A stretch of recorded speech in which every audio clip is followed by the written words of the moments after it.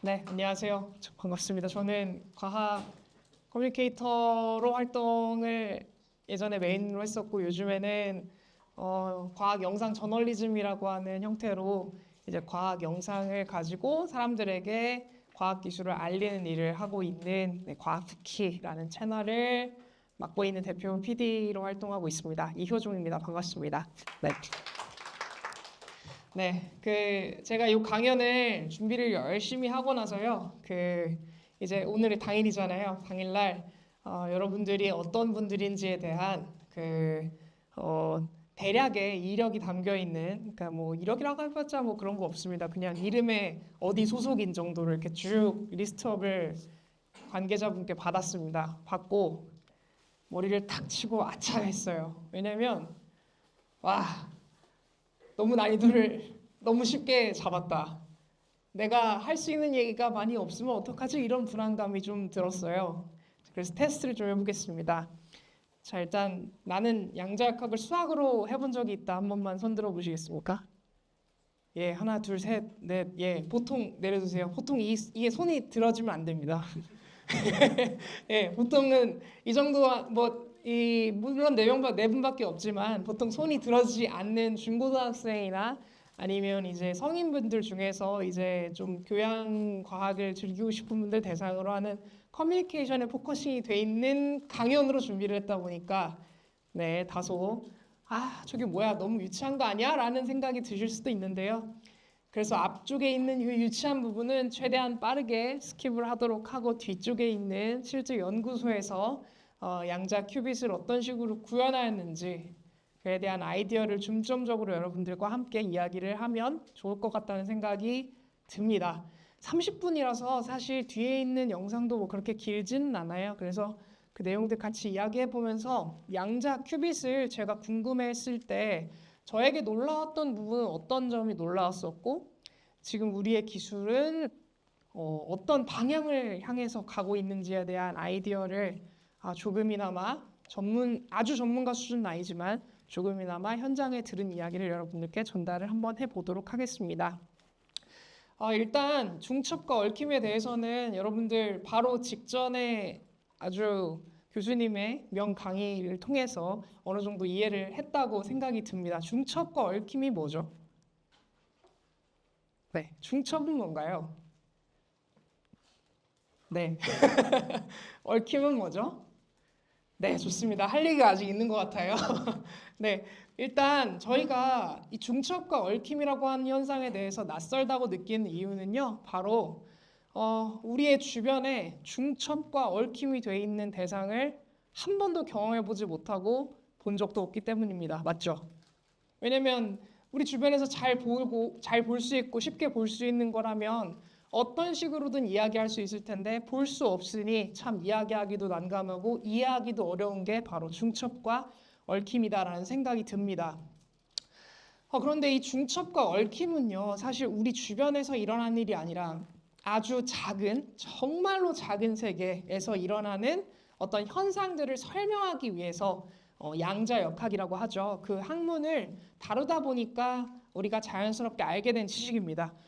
우리 주변에서 자연스럽게 일어나는 일들을 우리는 중력으로 설명하고 중력의 본질을 물론 아인슈타인이 알아냈지만 그전에는 뉴턴이 알아냈죠. 그래서 뉴턴이 중력을 처음으로 학문적으로 정의하고 나서 많은 자연현상들을 설명할 수 있게 된 것처럼요. 그리고 지금은 우리보다 훨씬 더 큰 우주라는 세계를 중력 방정식이라고 하는 아인슈타인의 일반 상대성 이론으로 설명하는 것처럼요. 이런 아주 작은 세계에서 존재하는, 물론 이 친구는 작지 않습니다. 이 친구는 1930년대에 엘빈 슈레딩거가 자기의 생각을 양자역학자들에게 반박하기 위해서 만들어낸 하나의 어떤 사고 실험이죠. 슈레딩거 고양이라는 건데요. 이런 중첩과 얽힘이라고 하는 상태를 이제 비유적으로 나타내는 그런 고양이 친구입니다. 그래서 이런 것들은 우리가 이렇게 죽어 있거나 살아 있거나 한 고양이를 막 이렇게 중첩된 상태로 이렇게 동시에 존재하는 이런 상태를 우리가 주변에서 본 적도 없고 경험한 적도 없습니다. 심지어는 이거를 우리의 세계 안에서 이런 중첩과 얽힘이 정말 이렇게 큰 상태에서 구현된다 하더라도 우리가 그것을 실제로 볼 수는 없다라고 하는 아주 독특한 일이 일어나는 것이 바로 양자의 세계죠. 그래서 우리는 일단 뭘 하나를 인정하고 들어가야 되냐면 양자의 세계는 아주 작다. 아주 작아서 너무 작아서 그 세계는 우리의 세계와는 뭔가 직관적으로 맞지 않는 여러 가지 규칙들이 존재하고 그 규칙들을 이용하는 것이 양자 기술이다라고 하는 세 가지 컨셉을 가져가야 됩니다.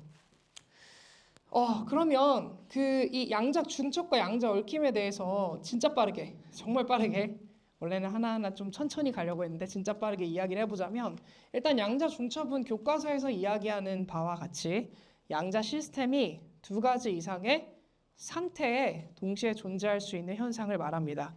자, 여기서 말하는 양자 시스템이라고 하는 게 무엇일까요? 양자 시스템, 물리학을 여기서 전공한 학부생 친구들도 있는 것 같은데, 저희가 시스템이라고 말하는 것은 방, 다시 말하면 개, 다시 말하면 관심사라고 이야기할 수 있는 것들이죠. 저 시스템이라고 하는 거에 양자가 붙잖아요. 그러면은 그 관심사, 대상, 개, 그 어떤 세계 이런 것이 아주 작다는 뜻입니다. 겁나게 작다는 뜻이에요. 그걸 양자 시스템이라고 하고요. 그리고 그것이 두 가지 이상의 상태에 동시에 존재할 수 있는 현상을 말한다고 했는데, 여기에 말하는 이 상태라고 하는 건요, 그 관심을 가진 그 대상이 갖고 있는 모든 특성, 뭐 예를 들면 위치도 특성이 될 수 있죠. 제가 여기 서 있을 수도 있고요, 여기 서 있을 수도 있어요. 그럼 여기 서 있는 위치의 저와 여기 서 있는 위치의 저를 저희는 연속적인 시간에서 봤지만, 시간을 분절해 보면 여기랑 여기 이렇게 특성이 나뉘잖아요, 그죠? 그런 식으로 위치도 특성이 될 수 있어요. 또는 제가 어디로 운동하고 있는지도 특성이 될 수 있어요. 그래서 우리는 운동량이라고 하는데요. 그래서 위치, 운동량 이런 것도 특성이 될 수 있고요. 또는 제가 가지고 있는 머리카락의 색깔, 혹은 뭐 목소리, 혹은 뭐 이런 것, 다양한 것들은 다 특성이 될 수 있는데, 그런 것들, 이 양자 시스템 안에 속한 녀석들도 여러 가지 특성들이 존재하거든요. 그런데 우리가 이렇게 벌키한, 그러니까 우리 세상에 존재하는 이런 엄청 큰 대상들이 갖고 있는 엄청나게 수많은 특성들만큼은 가지고 있지 않아요. 몇 개 없습니다, 특성이. 그거를 우리가 상태라 그래요. 그들이 가질 수 있는 여러 가지 모든 특성들, 그것을 우리는 상태라고 해요. 그래서 이거를 조금 재밌게 이야기를 하면, 정말 겁나게 작은 방 속의 존재들은요, 걔네들을 결정짓는 모든 특성들이 동시에 나타난다는 거예요. 이게 양자 중첩입니다. 아주 작은 방에 존재하는, 그 방에 존재하는 뭔가 뭐 입자가 될 수도 있고요, 파동이 될 수도 있고요, 뭐 대부분 이중성이죠. 그 존재들은요, 그 존재들이 가지고 있는 그 여러 가지 상태들이 다 동시에 존재한다. 이게 중첩입니다. 그러니까 예를 들면 그 안에, 방 안에 들어있는 것이, 여기서는 광자라고 쉽게 표현해도 될 것 같아요. 광자가 돼도, 혹은 전자가 돼도, 혹은 어떤 원자가 돼도 그들이 가지고 있는 모든 특성들이 다 동시에 존재하는, 그걸 우리는 중첩이라고 부릅니다. 예를 들어서요, 이렇게 서 있는, 이게 제 캐릭터거든요. 귀엽죠? 예, 서 있는 제 캐릭터를요, 쿠키라고 부릅니다. 네. 제 필명도 쿠키라서 제가 저를 부르는 것 같지만, 어쨌든 자, 서 있는 쿠키랑 누워 있는 쿠키가 있어요. 근데 이게 그냥 쿠키가 아니라요, 아주 겁나게 작은 쿠키라서 이렇게 딱 두 개 상태로밖에 존재할 수 없다고 가정해 보자는 거죠. 그랬을 때 외부에서 이 쿠키를 보잖아요. 그러면 이게 보는 게 뭐 눈으로 보는 거든, 뭐 현미경으로 보는 거든, 아니면 뭐 측정 장치를 통해서 측정을 한 거든, 뭐 어쨌거나 뭔가를 이렇게 간섭을 딱 하는 순간 이 쿠키는 서 있거나 누워 있거나 이렇게 두 가지만 보인다는 거죠. 그런데 양자 상태에 존재할 때, 시스템 안에 존재할 때는 이 두 개가 동시에 존재할 수 있다라는 게 중첩입니다. 이거를 우리가 이해하지 말고 인정해야 돼요. 아, 그냥 그렇구나. 이거 뭐 어떻게 이해합니까? 이게 동시에 존재하는 걸 어떻게 이해할 거예요? 그냥 그렇구나 이렇게 받아들이고 넘어가야 됩니다. 그게 중첩이에요, 일단. 아, 근데 나는 그걸 도무지 이해할 수가 없어요. 그걸 어떻게 제가 받아들입니까? 라고 해도 우리의 자연은 이렇게 실험 결과를 보여줘요, 그거를. 이거는 그 톰슨의 그 GP 톰슨, JJ 톰슨이 아닙니다. 전자를 발견한 JJ 톰슨이 아니라요, 그의 자식, 부자가 둘 다 노벨상 받았죠. 그의 자식인 GP 톰슨이요. 뭐 했냐면 이렇게 모래 알갱이 막 이렇게 정말 수많은 이제 알갱이 파편으로 이루어진 알루미늄 구멍에다가 전자선을 쐈어요. 여기서 말하는 전자선이라고 하는 건 전자빔을 말하죠. 가속한 전자빔을 쫙 쐈습니다. 아버지도 전자빔 쏘고 자식도 전자빔 쏴서 노벨상 받았어요. 그런데 그 전자빔을 쏴서 만들어낸 그 간선 무늬가 비슷한 어떤 파티클, 그러니까 비슷한 알갱이에다가 X선을 쐈을 때 그 X선의 회절 무늬와 동일하다라고 하는 걸 알아냈는데 이 전자선을 쏠 때 전자선을 아주 정밀하게 조절해서 한 발씩 계속 이렇게 쐈거든요. 한 발 쏘고 한 발 쏘고 한 발 쏘고 이런 식으로. 그런데 한 발씩 쐈는데 이런 간선 무늬를 만든다는 거는 이 전자가 저 파티클을 통과할 때 모든 곳에 다 동시에 존재했었구나라고 하는 것에 대한 반증이죠. 그래서 이 실험 결과로 중첩은 증명이 됐어요. 그러니까 받아들여야 됩니다. 중첩이 돼 있구나. 그 세계 안에서는 이렇게 고양이가 둘 다 이렇게 존재하는 세계가 있구나. 근데 하지만 고양이는 아닙니다. 고양이는 너무 커요. 고양이가 아니라 굉장히 작은 아주 미니 고양이가 양자 세계에 있는 그 고양이는 저렇게 중첩되어 있는 상태에 존재하는구나 라는 걸 우리가 알고 가야 됩니다. 첫 번째 중첩에 대해서 얘기를 했고요. 네, 다음은 얽힘인데요. 얽힘을 사전적으로 이야기하자면 이렇게 됩니다. 자, 2개 이상의 양자 시스템 또 나왔어요. 굉장히 작아서 너무나 작아서 우리가 관심을 가지는 그 방이 굉장히 작은 상태 양자 시스템이 있어요. 근데 그 방이 2개예요. 이렇게 떨어져 있는 거죠. 혹은 이렇게 떨어져 있을 수도 있고 저렇게 떨어져 있을 수도 있고 정말 많이 떨어져서 한 40km 떨어져 있을 수도 있고 뭐 한 100km 떨어져 있을 수도 있고 뭐 그거는 우리가 어떻게 하냐에 따라 달렸습니다. 어쨌든 그 양자 시스템 2개 이상이요. 강하게 연결된 거예요. 그걸 양자 얽힘이라고 하거든요. 여기서 강하게 연결되었다라는 말. 이게 그 많은 사람들이 그 양자 얽힘에 대해서 물론 학문적으로 접한 사람들 제외하고 많은 사람들이 이제 유튜브나 아니면 물론 저도 유튜브를 하고 있지만 유튜브나 이런 어떤 인문학서 같은 거를 보면서 얽힘에 대해서 늘 이제 비유적으로 만나는 거는 이게 아니고요. 네, 이렇게 2가지의 어떤 양자 상태가 있어서 대부분 색깔이 빨간 공, 파란 공으로 이렇게 얘기를 해요. 보면 뭐 예를 들면 여기가 빨간색, 파란색 중첩돼 있고 여기도 빨간색, 파란색 중첩돼 있다라고 하는 2개의 어떤 양자 시스템이 있을 때 이 2개가 이렇게 따로 존재할 때는 이렇게 따로 존재할 때는 그냥 이런 식으로 이렇게 하는데 이게 강렬하게 연결이 되면 여기를 딱 누르면 그래서 여기를 딱 관측을 해서 여기 빨간색을 보면 여기에 파란색이 보이고 우리가 보지 않아도 파란색인 걸 알 수 있고 여기 파란색인 걸 보면 여기 보지 않아도 빨간색인 걸 볼 수 있고 이렇게 설명을 많이 하잖아요. 그걸 우리가 양자 얽힘이라고 얘기를 많이 하고 그런데 사실 양자 얽힘의 더 본질적인 설명은요. 얘네들이 여기 있는 이 2개의 양자 어떤 대상이죠. 이 양자가 어떤 무언가 굉장히 강하게 연결이 돼서 이 정보를 막 순식간에 관측을 하면 여기가 이렇게 결정된다 약간 이렇다기보다는요. 더 핵심적인 개념은 2개 이상의 겁나게 작은 방이라고 했죠. 양자 시스템을요. 그 시스템이 합쳐지는 거라고 이해하는 게 더 직관적으로 편리합니다. 이게 무슨 말이냐면요.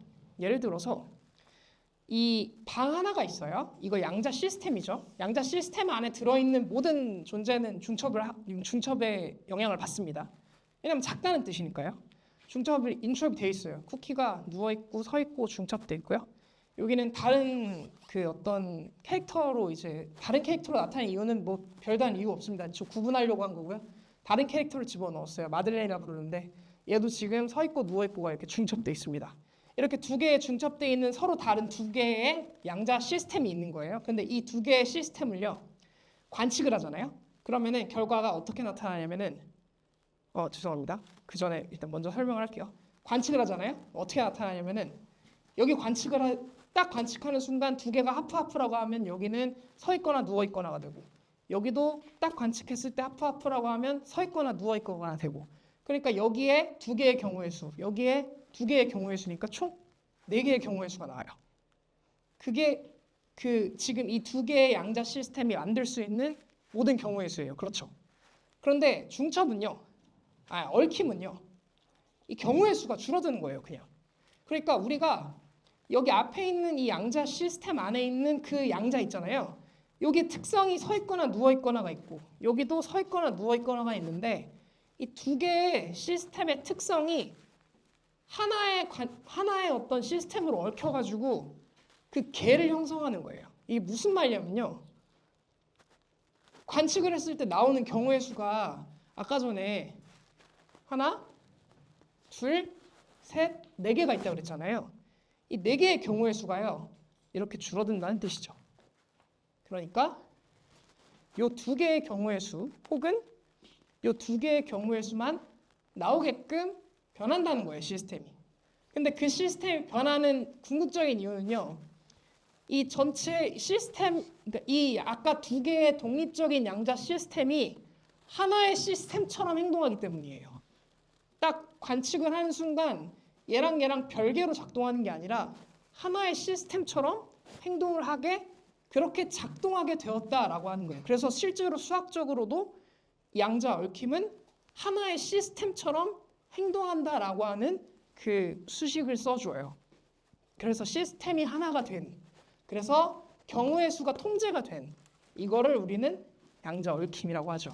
그래서 이렇게 얽힘을 구현하는 거는 이제 뒤에 가서 영상을 보면서 이야기를 할 텐데,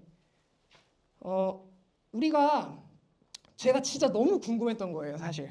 그 중첩과 얽힘은 알겠어요. 그러니까 그거를 공부를 해서 이런 게 있다라고 하는 걸 우리가 배우니까요, 학문적으로. 저도 이제 물리학을 전공했었는데, 근데 제가 물리학을 하면서 제일 궁금했던 게, 아니 이 얽힘이라는 게 그럼 대체 본질적으로 뭐냐?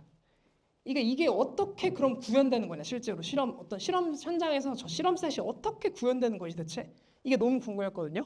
그런데 그냥 이렇게 시스템을 묶어주는 방식을 공학적으로 생각하니까 구현이 되더라고요, 이게. 그 얘기를 이제 여러분들께 영상이랑 같이 해드릴 겁니다. 그래서 이 얽힘 얘기하면은 이게 저도 사실 책임감이 좀 있다고 생각하는 게, 저 옛날에 컨텐츠 중에 2018년에 그 앤트맨과 와스프라고 하는 그 영화의 컨셉을 설명한다고 제가 공 하나를 이렇게 그 캔에다가 넣어서 안드로메다에 하나 던지고, 영상 안에서요, 던지고 하나는 지구에 놓고, 이 상태에서 두 공이 가질 수 있는 색깔은 빨간색이랑 파란색밖에 없다, 이렇게 설명해 놓고, 이제 지구에서 이 캔을 열어서 봤는데 빨간색이면 저긴 파란색이다, 이걸 양자 얽힘이라고 설명을 했었거든요. 그러니까 본질적으로 그게 아니라는 거죠. 그러니까 중요한 거는요, 그냥 얘를 연다는 행위가 저쪽도 같이 이 시스템 안에서 같은 특성이 결정된다가 더 중요한 핵심이었던 거예요. 내가 여기를 파란색으로 확인을 해서 쟤가 빨간색인 걸 아는 게 아니라요, 그냥 애초부터 얘를 여는 순간 쟤랑 여기는 같이 결정된다는 거죠. 그게 중요한 거예요. 그래서 아무리 멀리 떨어져 있어도요, 우리가 관심 갖는 하나의 시스템으로 얽혀 있다는 것이 얽힘의 핵심이다라고 하는 거를 말씀을 드리고, 이거를 받아들여야 얽힘이 어떻게 구현됐는지를 그냥 이해라기보다는 그렇게 하면 되는구나라고 이제 갈 수가 있어요.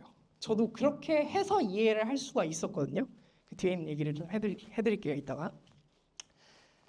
자, 그래서 저희가 양자 기술이라고 하면 대표적인 기술들의 후보들이 있어요. 총 3개 정도로 꼽아요. 하나는요, 양자 컴퓨터죠. 이거는 뭐 의심의 여지가 없습니다. 양자 컴퓨터는 뭐 예전부터 계속해서 그 도마에 올라왔던 양자 기술의 핵심 기술 중에 하나죠.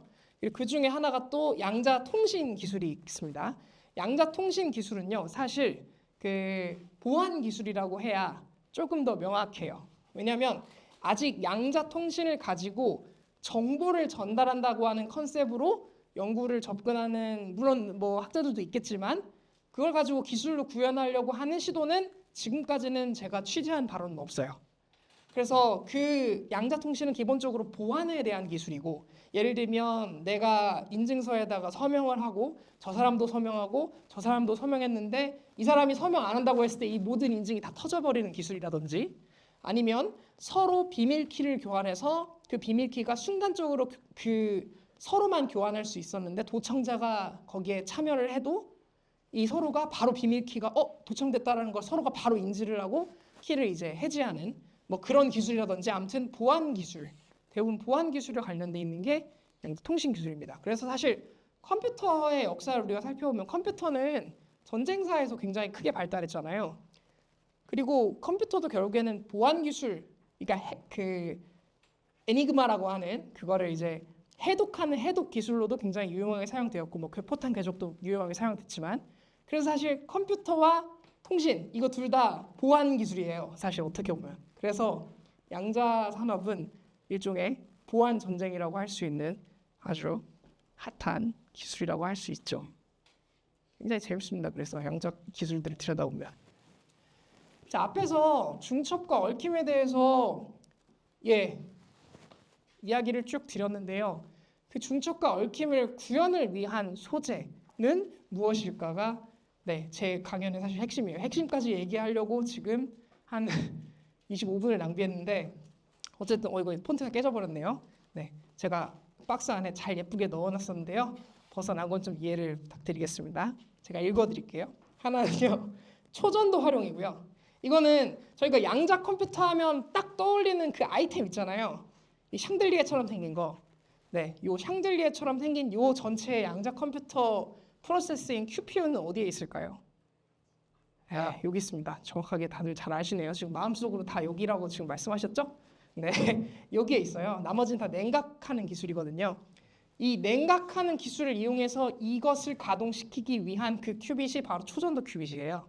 그래서 초전도 방식을 가지고 중첩과 얽힘을 구현한다고 해서 초전도를 활용한 큐빗이고요. 자, 광자를 활용한 큐빗인데요. 이거는요. 광자를 활용한 큐빗이다라고 말하기가 무색할 정도로 굉장히 다양한 방식으로 구현이 돼요. 왜냐면요. 이 광자라고 하는 거, 비달.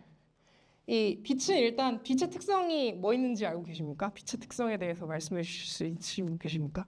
여기 물리학 전공생들 굉장히 많은데 빛은 뭐를 가지고 있죠? 일단 기본적으로 그렇죠. 직진성을 가지고 있죠. 그리고 직진성을 가지고 있고 빛이 만들어질 때는 빛은 파동 에너지를 가지고 있기 때문에 그 파동에 그 떨린 면이 존재를 해요. 그러니까 편광이라는 게 존재를 하고요. 그죠? 근데 이 편광이라고 하는 속성이 크게 세 가지로 분류가 됩니다. 이렇게 수평 편광인지 대각 편광인지 아니면 원 편광인지 우원 좌원이라고 하는데요.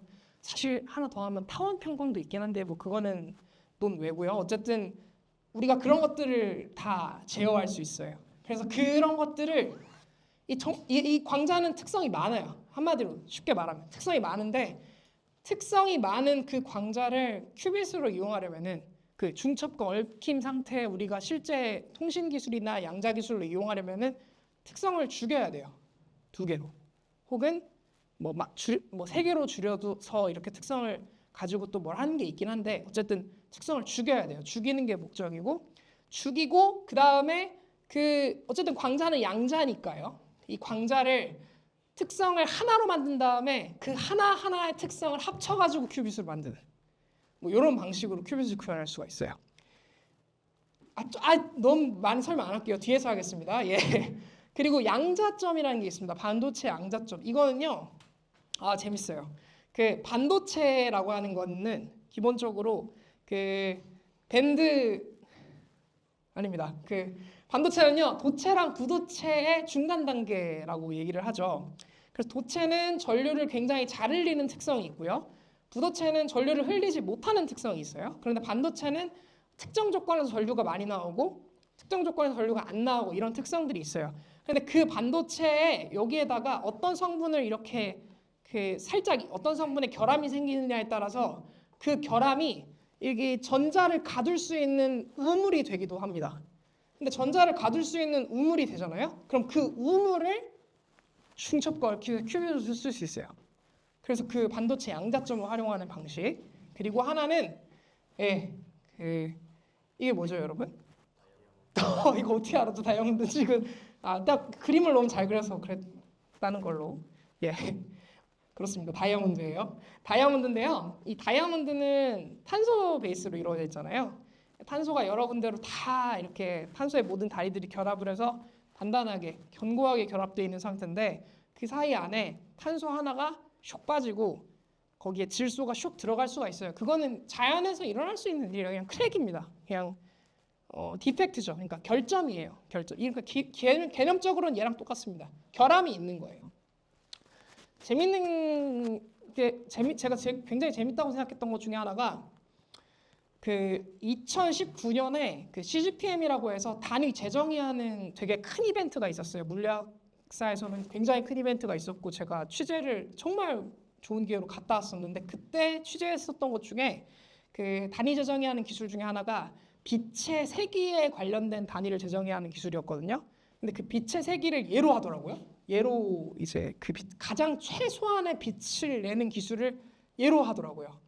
그때는 이 개념은 모르고 얘를 봤었는데 정말 재밌는 게 다이아몬드가 좀 반짝반짝하는 게 굉장히 영롱하게 막 다른 어떤 보석들보다 훨씬 예쁘게 반짝이잖아요. 그 이유가 이 안에 들어가 있는 질소 결함 때문이래요. 여기 이제 빛이 들어가면 그 질소 결함들이 이렇게 사방으로 이렇게 트윙클트윙클하게 해준다라고 이제 얘기를 하는데 뭐 잘 모르겠습니다. 사실 뭐 그렇게 얘기를 들었어요. 어쨌든 그 질소 공동에 대한 이야기는 영상으로 만나보시죠.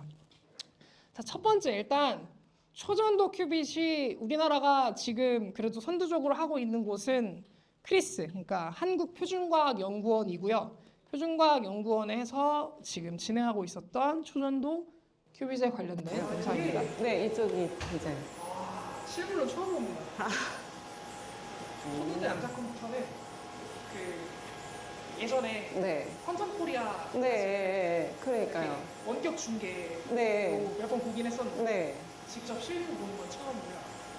하나, 둘, 세 개 이렇게 있어요. 네. 스타 양자 컴퓨터. 네, 하나, 스타 둘, 이제 세 개가 양자 컴퓨터 있더라고요. 개발을 위해서 사용을 하고 있고 저희가 지금 하고 있는 프로젝트가 올해 말까지 그러니까 얼마 안 남았죠. 그 기간까지 20큐비트 양자 컴퓨팅 시스템을 만들어서 클라우드 서비스를 제공하는 걸 목표로 하고 있고 2년 뒤에까지는 50큐비트 초전도 양자 컴퓨팅 시스템을 만들어서 클라우드 서비스를 해야 되거든요. 그래서 이 조그만 애가 이제 20큐비트용으로 사용되고 있고 가운데 큰 게 이제 50큐비트용으로 사용될 건데 아직 소자 개발 중이라서 지금은 20큐비트 측정에 사용하고 있습니다. 여러 가지 큐빗을 구현하는 아이디어들이 있는데 네, 그 중에 가장 각광받고 있는 아이디어들 중에 하나가 초전도 큐빗이잖아요. 네, 초전도 큐빗이 큐빗 수가 좀 그나마 좀 많은 것 같아요. 네. 이유가 있을까요? 아무래도 초전도 큐비트는 다른 플랫폼들과는 다르게 저희가 원하는 주파수에 원하는 배치의 구조에 그런 소자를 만들 수 있기 때문에 원하는 만큼 그리면은 그게 우리의 시스템이 되는 거니까 그래서 아마 가장 지금 확장도 많이 되고 많이 사용되고 있는 플랫폼 중에 하나가 되지 않았나 생각하고 있습니다. 그냥 통으로 보이지만 그 안에는 이제 온도별로 스테이지별로 나뉘어져 있고 이쯤이 이제 한 4켈빈 정도, 800mK 켈빈, 100mK 켈빈, 그리고 10mK 켈빈 이렇게 나눠져 있어서 가장 낮은 온도의 큐비트가 위치하게 되어 있습니다. 이게 20큐비트 패키지고요. 아, 20큐빗 네. 패키지. 이렇게 생겼어요. 와. 여기 지금 여러 가지 이런 광택 때문에 안 보이는데요. 길 같은 게 보이는데요. 네, 이거는 연결되어 있는 회로들인가요? 그쵸. 이제 이 이게 각 큐빗이에요. 포트들이 다 이제 큐비트를 읽고 쓰는데 사용되는 포트들이고, 예. 보통 저희가 이게 설계할 큐빗. 때는 이게 다 큐비트 큐빗이에요. 5개당 하나의 리드아웃, 읽고 쓰는 용도로 사용하고, 그리고 각 큐비트를 개별 제어하는 라인을 따로 사용을 하고 있습니다. 이거는 이제 한국표준과학연구원에서 자체적으로 개발한 네. 칩. 소자는 이제 성균관대학교에서 설계, 제작해서 그리고 하고, 이제 패키징은 표준연에서 해서 하고 있습니다. 아 이게 지금 네. 아주 작게 한 1mm 사이즈로 네. 이렇게 1mm보다 작겠죠? 네. 살짝 작은 사이즈로 정사각형으로 뭐가 있네요. 네, 이게 그게 다 다 큐비트. 네, 그렇습니다. 이 큐빗이 아까 보여드렸던 그게 이 전체 큰 판에서 조그만하게 정사각형 1mm 바이 1mm 정도로 다다다닥 붙어 있는 게 있어요. 하나, 둘, 셋, 넷, 여섯, 그게 20개 정도 있어요. 그게 이제 큐빗이죠. 이 초전도 큐빗은요, 예를 들어서 뭐 퀀텀 코리아나 아니면 뭐 퀀텀 관련된 전시 이런 걸 하잖아요. 그러면은 단골로 전시가 되는 이제 부품인데요. 이거를 우리가 QPU라고 그래요. 퀀텀 프로세스 유닛 이래가지고 QPU라고 부르는데 컴퓨터에는 컴퓨터가 CPU가 있죠. 그런 것처럼 양자 컴퓨터의 연산을 담당한다고 해서 QPU라고 하고요. 이 QPU를 무엇으로 구해야 하느냐에 따라 초전도 양자 컴퓨터가 되느냐 아니면 MV 센터도 양자 컴퓨터 할 수 있어요. MV 센터 양자 컴퓨터가 되느냐 아니면 아까 얘기했던 반도체 결함을 이용해서도 양자 컴퓨팅 할 수 있습니다. 양자 컴퓨터, 반도체 결함 양자 컴퓨터가 되느냐 그리고 또 광자로도 양자 컴퓨팅 할 수 있어요. 광자로 양자 컴퓨팅 하느냐 뭐 이렇게 나뉠 수 있는 것인데요. 여기 들어가 있는 초전도 소자는요 생각보다 큽니다. 1mm 바이 1mm는 사실 우리가 아까 얘기했던 양자 시스템의 그 겁나 작다는 그 조건이랑은 아주 멀어요. 거리가.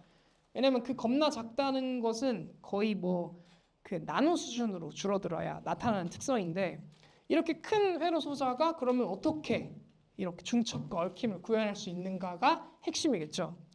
이 소자는요, 이 소자 안에 뭐가 있냐면 안테나가 있어요. 그러니까 이 1mm 바이 1mm 안에 그 소자 안에 작게 안테나 같은 게 있습니다. 그래서 이 안테나가 외부의 주파수를 먹고요. 그리고 또 먹은 주파수를 뱉을 수도 있어요. 그게 안테나의 본질이니까요. 우리 안테나, 송수진 안테나 다 그렇게 하는 거거든요. 그런데 기존 안테나는요. 외부로부터 그 안테나가 가지고 있는 어떤 특정한 공명 주파수, 공진 주파수가 존재하는데 그 주파수를 안테나에 쏴주잖아요. 그러면 그 에너지가 계속 축적돼요. 물론 한계 효용치까지만 축적이 되죠. 그런데 무슨 말이냐면 에너지가 쭉 쌓인다는 뜻입니다. 이렇게 하면 우리가 큐빗을 사용할 수가 없어요. 그런데 얘는 어떻게 하냐면요. 예를 들어서 이렇게 안테나가 이게 안테나라고 해볼게요. 이렇게 안테나가 있잖아요. 그럼 이 안테나에다가 원래는 안테나를 만들 때 뭘 넣냐면요. 여기다가 이렇게 우리 왜 초등학생 때 자석을 넣었다 뺐다 해봤던 솔레노이드를 이렇게 쭉 집어넣거든요. 이걸 코일이라 그래요. 다른 말로 인덕터라고 하죠. 그래서 이걸 인덕턴스 이게 딱 인덕터가 여기 딱 들어가면 여기 인덕턴스라는 특징이 딱 걸려버리는데 이렇게 되면은 마치 이 회로가 그네처럼 돼요. 여기에서 전자기파가 쑥 지나가잖아요. 그럼 여기 회로에 있는 전류를 쑥 건드려 주거든요. 근데 그 회로의 전류가 얘 때문에 느리게 움직여요. 그래서 이게 슝슝 이렇게 무슨 그네 밀듯이 요 주파수가 요 회로의 요 진동하는 전류 진동이랑 일치하게 되면 얘가 증폭을 하는 원리로 돼 있어요. 그런데 여기를 인덕턴스로 안 하고요. 초전도 특성을 가지는 어떤 물질 사이에다가 절연체를 딱 집어넣잖아요. 그러면은 여기 안에서 전류가 출렁이는 그 전류의 출렁임 정도가 이 회로 안에서 쌓인 에너지에 이상하게 그러니까 선형적이지 않게 그러니까 비례하지 않게 이상하게 변해요. 조금씩. 어떻게 변하냐면 처음에는 이렇게 한 숭숭숭 이렇게 했다가 다음 에너지가 되면은 숭숭숭 뭐 이런 식으로 했다가 다음 또 에너지가 되면 숭숭 뭐 이런 식으로 했다 이런 식으로 돼요. 그러니까 그게 무슨 말이냐면은 이 회로가 가질 수 있는 에너지의 상태가 이거에 공진 주파수를 딱 넣어줬을 때 그 공진 주파수는 요 회로 안에 에너지를 딱 한 단계밖에 못 가지게 만든다는 뜻이에요. 그 다음 에너지로는 도약할 수가 없어요. 그러니까 에너지는 얘는 없거나 그 딱 한 단계 도약했을 때 이거나 이렇게 딱 두 상태가 돼요. 두 상태가 되니까 중첩을 구현할 수 있어요. 네, 중첩이 구현이 되고요. 그리고 이 두 상태의 이 큐빗들을 회로적으로 이제 그거는 이제 아키텍처죠. 그 안에 있는 그 엔지니어링으로 잘 어떻게 얽어 놓으면 얽힘도 구현할 수 있어요. 그렇게 해서 만드는 게 초전도 큐빗입니다. 그래서 이거는 실제로 우리가 꽤 크죠. 설계할 수 있는 회로가 좀 커요. 그래서 안정적으로 큐빗을 만들 수가 있고 제어하기가 쉽다는 장점이 있어요. 다만 문제는 뭐냐면 얘를 안정적으로 제어하는데 온도가 0.01 켈빈이에요. 그러니까 10밀리 켈빈. 10밀리 켈빈은요. 우리 우주에 나가잖아요. 그럼 우주에 나가면 그 아무것도 없는 텅 빈 공간의 온도가 2.7 켈빈이거든요. 그 왜 2.7 켈빈이냐면 태초의 빛이 걔를 데워서 그래요. 그러니까 아무것도 없는 우주 공간보다도 더 작게 온도를 내려야 돼요. 이게 기술이죠. 그래서 굉장히 그 기술 때문에 샹들리에 같은 큰 부피를 가지게 된 거고요. 그래서 이렇게 해서 초전도 큐빗을 구현해가지고 중첩과 얽힘을 구현할 수가 있고 중첩과 얽힘을 구현할 수만 있으면 양자 컴퓨터로 쓸 수가 있습니다. 그거는 이제 양자 알고리즘의 영역이에요. 그 큐빗을 어떻게 쓰느냐는 마치 우리가 비트를 컴퓨터가 어떻게 쓰느냐 알고리즘 디자인하는 것과 원리가 동일합니다. 그런 것이고요. 가령 이제 이렇게 보이는 다음에는 광자를 어떻게 시험 큐빗으로 만드는지 시험 같은 보여드릴게요. 게 되는데요. 여기에 이제 하이파워 레이저가 있고요. 레이저에서 나오는 빛을 여기에 잘 보시면은 비선형 광학 크리스탈이라고 하는 게 있는데 네. 이 비선형 광학 크리스탈에 레이저 빛이 들어가면은 레이저 빛 알갱이가 두 개로 쪼개지게 됩니다. 그래서 이제 이걸 이용해서 양자 얽힘을 만들 수가 있고요. 시계 방향으로 돌아가는 광자가 갈라질 때는 여기에 경로에 호리존탈, 그러니까 수평이 생기면 여기에 버티컬이 생깁니다. 시계 방향으로 돌아갈 때. 근데 이제 돌아갈 때는 반시계 방향으로 돌아갈 때는 예. 요 일련의 과정을 통해 보면은 그 반대편에 있는 광자가 버티컬일 때 얘가 호리존탈이 됩니다. 그래서 이제 어느 경우인지 모르는 거죠. 이렇게 생겼으면 호리존탈 버티컬, 예. 이렇게 생겼으면 버티컬 호리존탈인데 이 경우가 서로 양자 간섭을 하게 됩니다. 양자 간섭을 해주는 게 핵심인데요. 네. 양자 간섭을 하게 되면 호리존탈 버티컬인지 버티컬 호리존탈인지에 대한 정보가 사라지고 두 개의 상태에 따라서 이제 이걸 알면 저걸 알고 저걸 알면 이걸 아는 그런 양자 얽힘의 상태를 만들 수가 있습니다. 그러니까 호리존탈 버티컬과 버티컬 호리존탈인 상태만 이쪽으로 이제 보내는 것이고 네. 주 상태가 중첩 상태가 되어 있는 네, 그렇죠. 네, 말씀하신 네, 그렇죠. 얽힘 상태가 되어 있는 건데 그게 중첩이 되어서 얽힘이 생깁니다. 중첩이 네, 네, 이렇게 됩니다. 여기저기 이론 셋업이 몇 개 더 있는데 이 옵티컬 테이블은 모두 3개가 있습니다. 여기 숨어 있을 텐데 예. 여기 3개가 있으면은 얽힌 광자가 여기서 나오지만 저기서 나오고 저기서 막 나오고 있잖아요. 그러면 얽힌 광자들이 이런 식으로 나오고 있으면 얘들끼리 또 간섭을 시킬 수가 있습니다. 그러면은 광자가 이제 2개가 얽혀 있었는데 이번에는 4개를 얽히게 만들고 또 2개를 더 만들어서 얽히면 광자 6개를 얽히게 만들고 이제 양자 실험을 하겠다고 하는 거는 결국에는 큐비트를 잘 만들고요. 큐비트를 잘 제어를 하고요. 큐비트를 잘 측정을 하는 겁니다. 활용이 결정이 되면은 어떤 식으로 제어하겠다라고 하는 결정이 되죠, 보통은.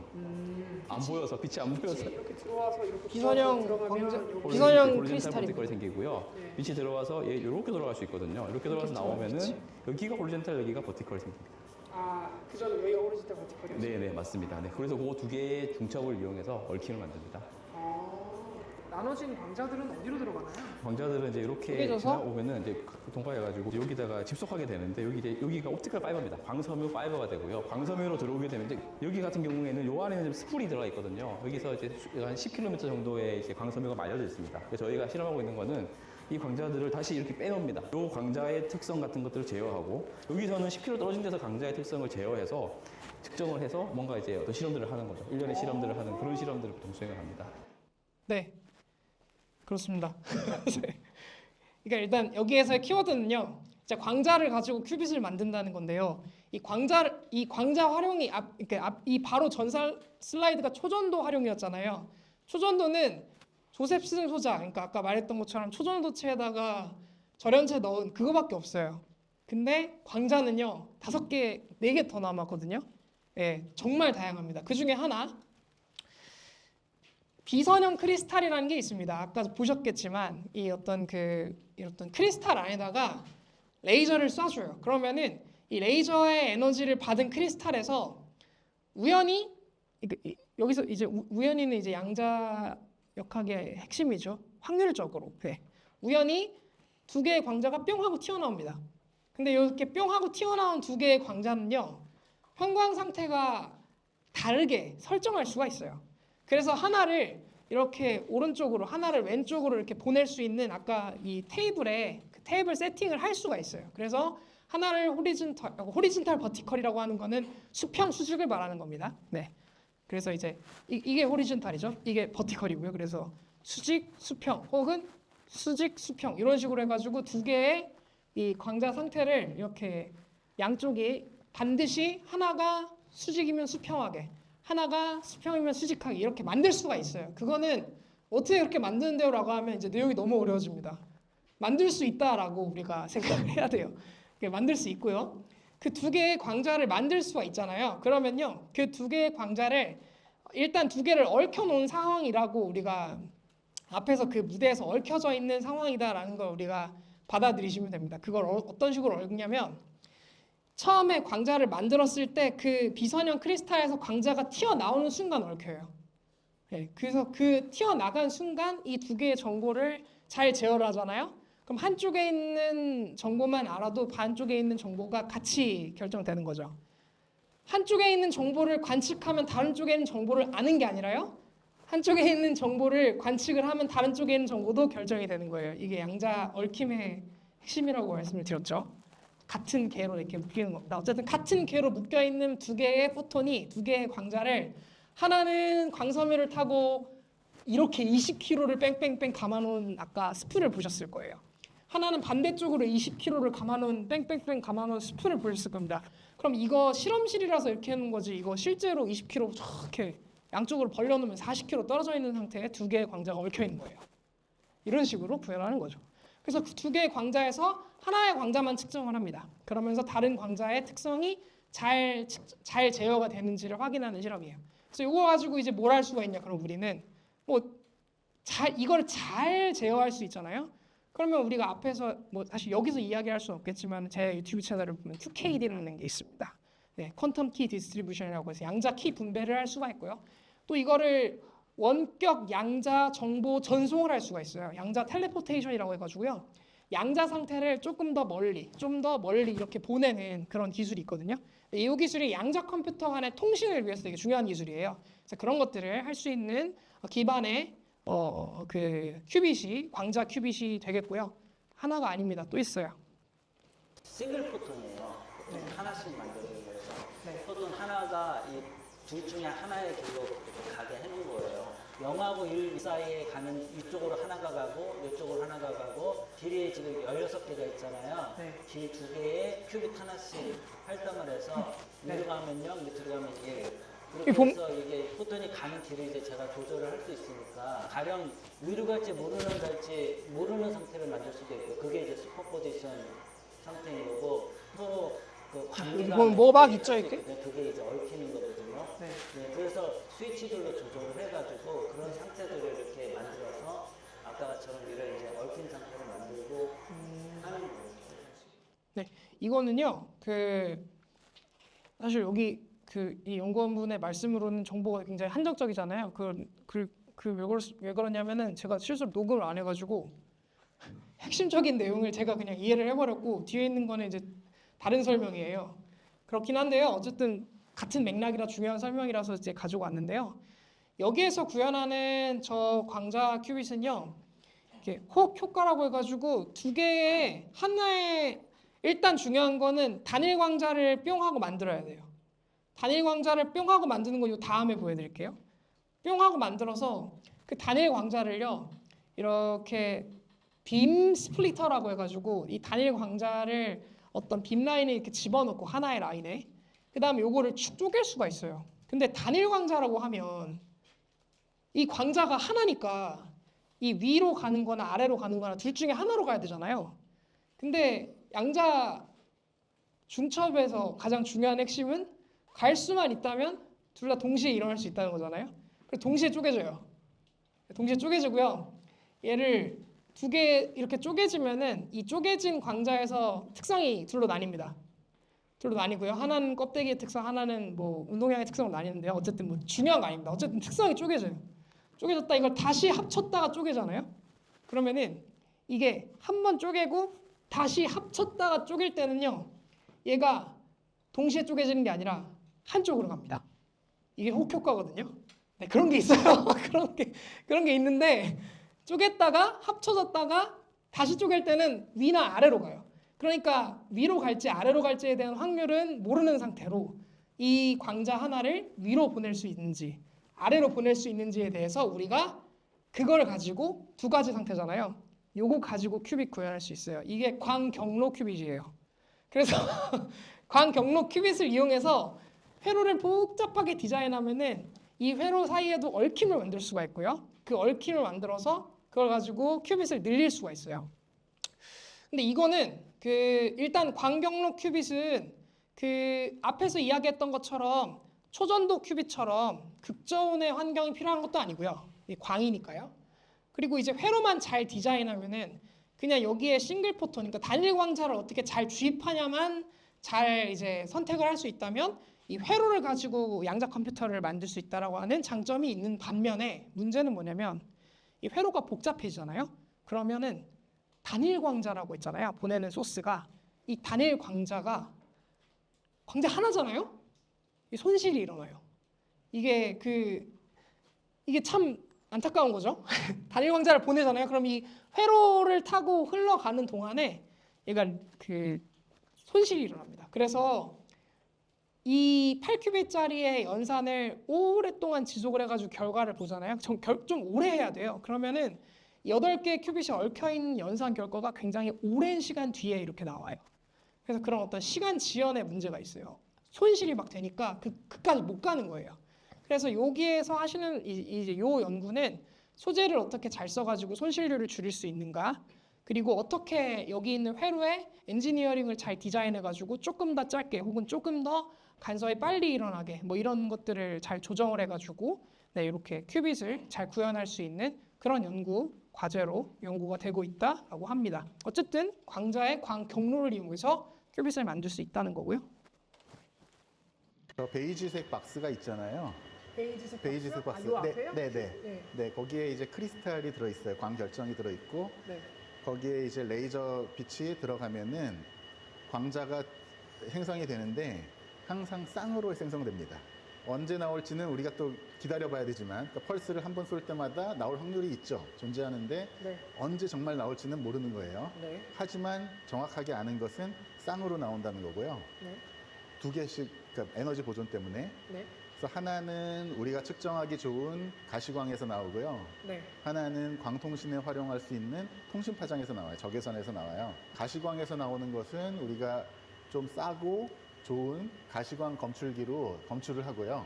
그러면은 우리가 언제 나오는지는 모르지만 항상 쌍으로 나오는 거니까, 나온다는 걸 알고 있으니까 얘가 나왔으면 지금 나온 겁니다. 나온 거죠. 어, 그래서 내가 측정하면 안 되지만 나왔다는 건 알잖아요. 네.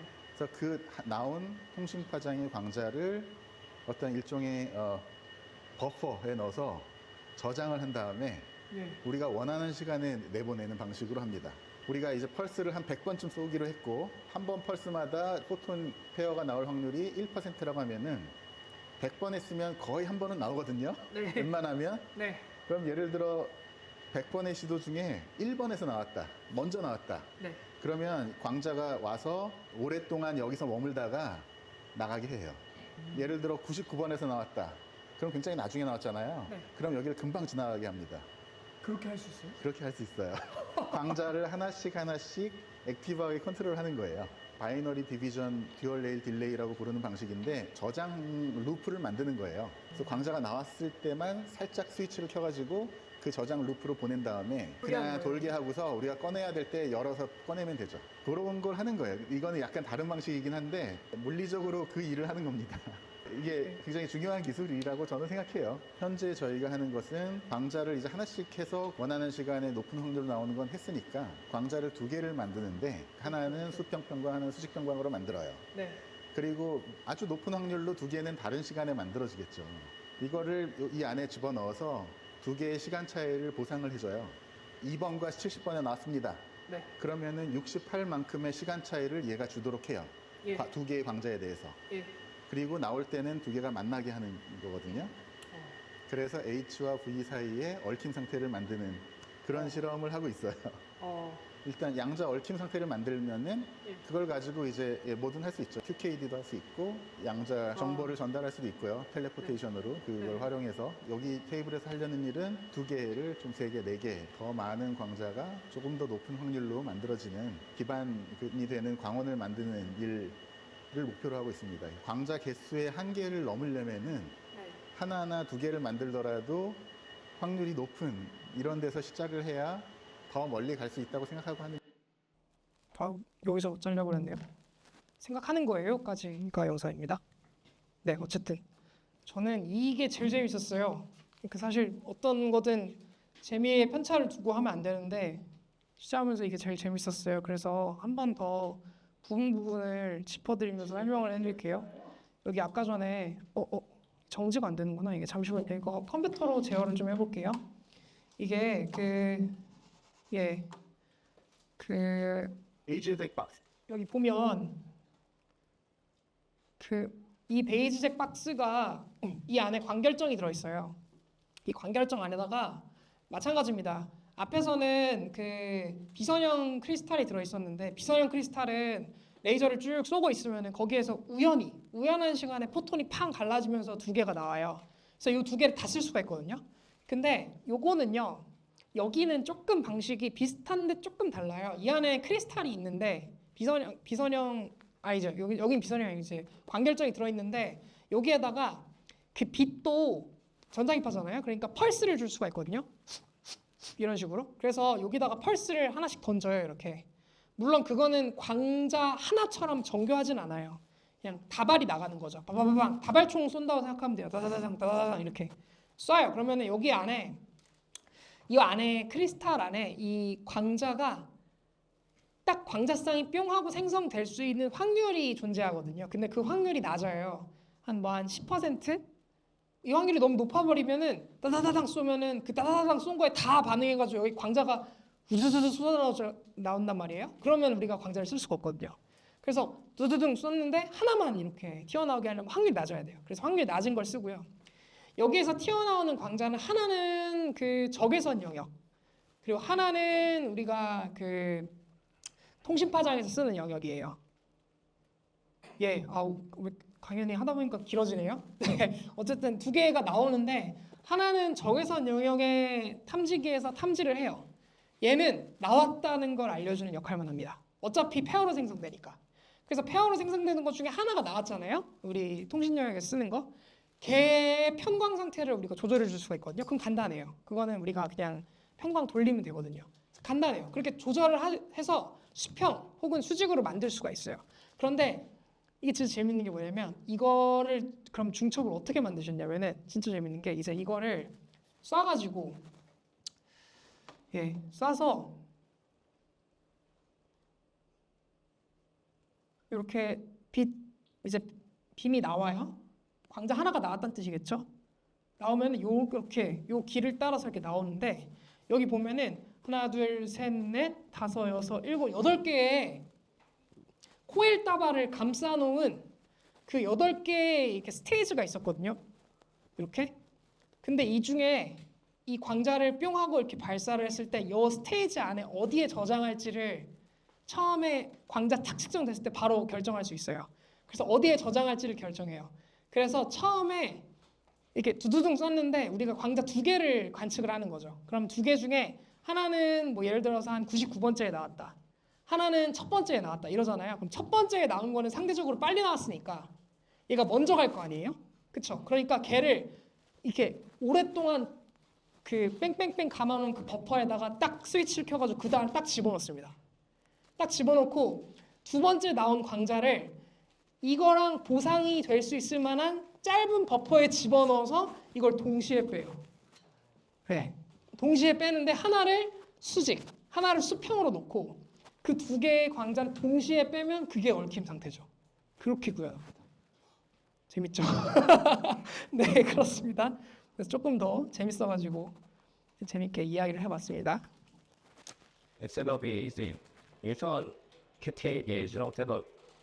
이게 시간 관계상 지금 시간이 5분밖에 안 남았습니다. 어떻게 하다 보니까 결국에 시간이 이렇게 돼버렸는데 시간 관계상 제가 이런 식으로 다 요약하면서 설명을 드리는 게 좋을 것 같다는 생각이 들어요. 이거는 지금 요 실험셋은요 무선 QKD 실험셋이에요. 무선 QKD는요 아까처럼 광자를 이렇게 광통신 라인으로 보내는 게 아니라 그 무선 공간, 그러니까 정확하게 얘기하면 자유공간 QKD라고 부른다고 합니다. 무선은 개념적으로 사실 틀렸대요. 근데 이제 커뮤니케이션 할 때 무선이 편하니까 무선 QKD 이렇게 얘기를 하는데 사실은 자유공간 QKD라고 한다 해요. 이 프리스페이스 QKD, 그러니까 QKD를 작동시키는 그 라인이 없는, 그러니까 그냥 공간, 그냥 우리가 평소에 그냥 쓰는 이 공간상에서 QKD를 하는 거. 이걸 어디에 쓰려고 하는 거냐면 예를 들면 드론으로 이렇게 QKD 구현하거나 아니면은 위성으로 QKD 구현하거나 뭐 이런 것들 있죠. 선박으로 QKD 구현하거나 뭐 이런 거 할 때 이렇게 쓴다. 그걸 쓰려고 이제 개발을 하는 거라고 하는데요. 여기에서는요. 똑같습니다. 크리스탈, 비선형 크리스탈에서 광자 두 개를 이렇게 수직 수평으로 나누는데요. 이것만 하는 게 아니라 여기는 원형 평면까지 해서 세 개의 특성을 집어넣어요. 왜 그러냐면요. 예를 들어서 드론이랑 같이 QKD 정보를 나눈다고 봤을 때 쟤를 수직으로 보냈다고 쳐도 수신부가 뒤틀려 있으면 제가 수평으로 받아들일 수도 있잖아요. 그래서 그걸 보정해 주려고요. 이 좌원 편광이랑 우원 편광이라고 하는 하나의 정보를 더 넣어서 그 두 개의 정보를 가지고 보정을 하는 거죠. 각도 보정. 그래서 이 정보가 이제 왔다 갔다 할 때 오류가 나지 않게 그 각도 보정까지 하는 수신부랑 송신부가 더 있어서 6개의 송수신부가 있어요. 그게 좀 재밌었고요. 자, 그리고 요거는요. 이건 이제 반도체 양자점에 대한 이야기인데요. 반도체 양자점은 그러니까 이걸 어떻게 구현하는지를 말씀드려야겠죠. 반도체라고 하는 거는 물질이 전자를 이렇게 물질 사이에 원자들 사이에서 전자를 주고받는 메커니즘은 이 원자가 가지고 있는 궤도, 그러니까 정확하게 말하면은 원자 하나가 가지고 있는 궤도는 딱 정해져 있어요. 근데 이 원자가 벌크로 모이면 이 궤도들이 서로 이렇게 겹치지 못하거든요. 이게 벌어져야 이렇게 두께를 가지고 벌어져서 띠가 되거든요. 근데 그런 띠가 됐을 때 이 반도체 친구들은 이 원자들 사이에 어떻게 조금만 에너지가 조금만 들어가면 이렇게 옆에 있는 물질 사이로 넘어갈 수 있는 약간 띠의 어떤 그 경계가 좀 허물허물한 상태를 반도체라 그래요. 그런데 이 반도체를 만들 때 반도체는 보통 하나의 성분으로 만드는 게 아니라 14족을 기반으로 13족, 15족을 도핑해서 만들거든요. 그런데 도핑해서 만들 때 뭐 13족을 집어넣으면 P가 되고 15족을 집어넣으면 N이 되고 이러는데 그때 저 반도체 만들다가 실수로 도핑이 잘못되잖아요. 예를 들면 갈륨 아스나이드라고 하는 게 대표적인 반도체인데 거기에 인듐 아스나이드가 톡 이렇게 들어가 있잖아요. 그러면은 그 안에 밴드 D가 이렇게 우물이 파여진 것처럼 그 밴드에 우물이 생겨요. 어려워지는데 내용이 어쨌든 거기에 전자가 그래서 그 우물 안에 전자가 조금 이렇게 갇혀질 수가 있거든요. 그 전자를 큐빗으로 쓸 수 있어요. 그 전자가 가지고 있는 특성 그 중에 하나가 스핀이라는 게 있습니다. 전자는 아주 작은 자석의 역할을 하는데 그 스핀 상태가 두 가지로 딱 갈려요. 그래서 그걸 가지고 쓰는 게 반도체 양자점이고요. 이거 쓰려면은 당연히 뭐 해야 되냐면 온도 통제해야 돼요. 왜냐면 반도체 안에 들어있는 전자는 주변 온도에 영향을 받아서 전자는 온도를 받으면 활동성이 커지거든요. 그래서 왜 우리 회로도 온도 막 올리면 저항 막 올라가고 그러잖아요. 그런 식으로 이 반도체도 온도 특성에 따라 바뀌거든요. 특성이. 그래가지고 쟤도 온도를 통제해줘야 돼요. 그래서 쟤도 뭐 영하 한 271도까지 내려야 안정적으로 특성이 나타난다고 하는데요. 이 반도체 양자점의 가장 큰 장점은 뭐냐면 전자 스핀을 활용하기 때문에 전자 스핀이 자연상에서 구현 가능한 우리가 지금 현재 인공적으로 만드는 큐빗 있죠. 그 큐빗 중에 결맞음 시간이라고 해서 양자적 특성을 나타내는 시간이 굉장히 긴. 그래서 제가 지금 뭐 하고 싶냐면 통신하고 양자 텔레포테이션이라고 해가지고 양자 정보를 멀리 전달하는 그 어떤 가교 역할, 그러니까 양자 중계기를 만드는 원료로 쓰려고 노력을 하고 있는 소자예요. 네, 그렇습니다. 그래서 그 양자점에 대한 이야기가 여기 두 가지로 이렇게 분할이 되어 있는 것이고요. 또 하나가 아까 이야기 드렸던 질소 공동센터인데요. 이거 굉장히 신기한 게 다이아몬드를 이렇게 깎잖아요. 그러면은 다이아몬드 안에 질소 공동이 들어가 있어요. 그래서 여기에다가 레이저를 쏘잖아요. 그럼 그 질소 공동 때문에 만들어진 전자가 이렇게 놀고 있는 애가 있거든요. 그 놀고 있는 애가 또 특성이 두 개로 갈려요. 그래서 그 특성 두 개 갈린 걸로 활용하는 게 이제 질소 공동센터 큐빗이고요. 이거는 그 질소 공동센터라고 말이 되게 거창하지만 사실 다이아몬드잖아요. 근데 다이아몬드니까 우리 상온에서 쓸 수 있죠. 그리고 이제 이걸 가지고 뭐 예를 들면 예를 들면 초전도 큐빗을 들고 막 어디에다 막 움직이고 활용할 수는 없을 거 아니에요. 그래서 이 질소 공동센터는 물리적으로 실체를 가지고 이렇게 움직이기가 굉장히 좀 수월한 측면이 있어서 이거는 사실 양자 센서로 사용하기에도 매우 좋아요. 이 안에 들어있는 그 놀고 있는 전자는 전자 하나이기 때문에 굉장히 예민합니다. 외부 자기장에. 그래서 그 자기장 특성을 예를 들면 그 바이러스 같은 것들 있잖아요. 이 바이러스 같은 것들은 표면 단백질 있죠. 스파이크 단백질이나 표면 막 단백질 이런 데 자기장이 있어요. 그래서 그 자기장을 이 질소 공동센터를 활용해가지고 거기다가 이제 마치 무슨 탐침처럼 이렇게 질소 공동센터를 거기다 대는 거죠. 이제 시루를 대든 질소 공동센터를 대든 뭐 그건 크게 중요한 게 아닙니다. 어쨌든 대요. 대면은 이 작은 그 자개의 반응 때문에 그 아주 작은 시료의 이미징이 가능하다라고 하는 게 질소 공동센터를 이용한 양자 센서가 되고요. 그래서 그런 것들을 구현할 수 있고 실제로 제가 여기 갔을 때 그 질소 공동 센터를 이용해서 5큐빗짜리 구현된 양자 컴퓨터도 봤어요. 그래서 그것도 연산을 이제 하는데 도움을 얻을 수 있는 뭐 그런 하나의 매개체가 될 수가 있을 것 같습니다. 네, 그래서 뒤에 양자 센서에 대한 이야기를 방금 앞으로 끌어당겨서 이야기를 해봤습니다. 예. 점결함도 활용할 수 있어요. 이 점결함은 어떤 식으로 활용하냐면 이거는 우리가 사실 반도체를 만들 수가 있는 공정이 이미 다 있잖아요. 저희 시모스도 만들 수 있잖아요. 팹도 있죠. 다 있잖아요. 작은 반도체를 만드는 거 우리나라 굉장히 잘하잖아요. 그런데 뭐도 잘하냐면은 그래서 이온 레이저를 아주 작게 만들어가지고 이 반도체의 결함을 일부러 만들어주는 작업도 잘하더라고요. 근데 그렇게 결함을 만들면 그 결함을 가지고 또 센서를 이용할 수 있어요. 아까 전에 말씀드렸던 MV 센터랑 완전 동일한 원리로 그런 식으로 해서 양자 센서를 사용하기도 합니다.